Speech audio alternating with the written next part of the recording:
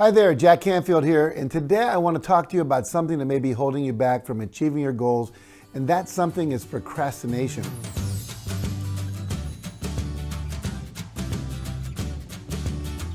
Do you ever put up a task such as a presentation that's due for work or end of the month reporting, only to find yourself in a mess of panic and anxiety as you scramble to finish it before the due date? Have you ever asked yourself, why do I do this? Well, I can tell you why. It's because it's a habit. Now go on, admit it and say it aloud. You are a procrastinator. If it's any comfort, you're not the only one. Just about everyone procrastinates.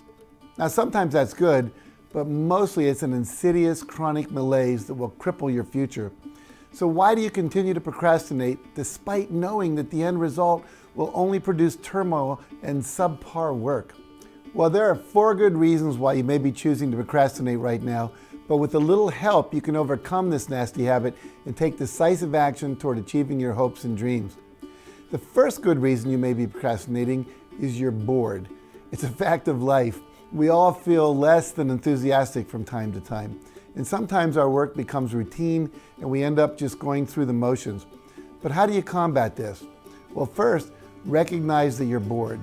Be conscious of your feelings, your falling energy levels, and your lack of desire to finish your projects. And then ask yourself a few questions and be totally honest with your answers. Am I bored with what I'm doing? Why am I bored? What would give me a lot more energy? You see, successful people maintain their excitement by constantly going after new projects and bigger opportunities.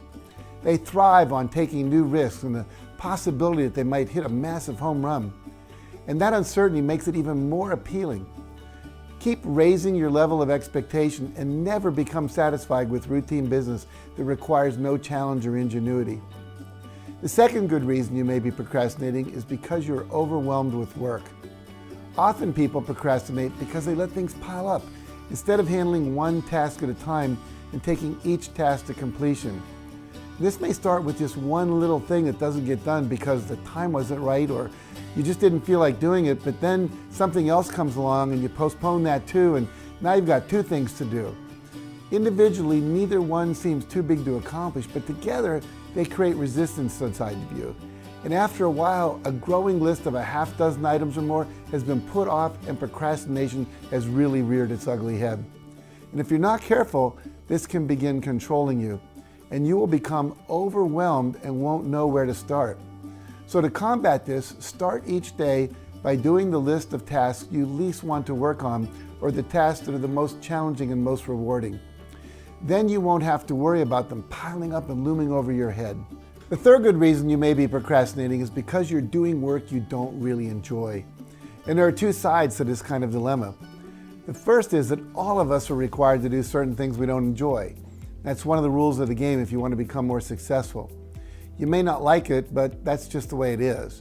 And successful people do the things that unsuccessful people don't like to do simply because they need to be done.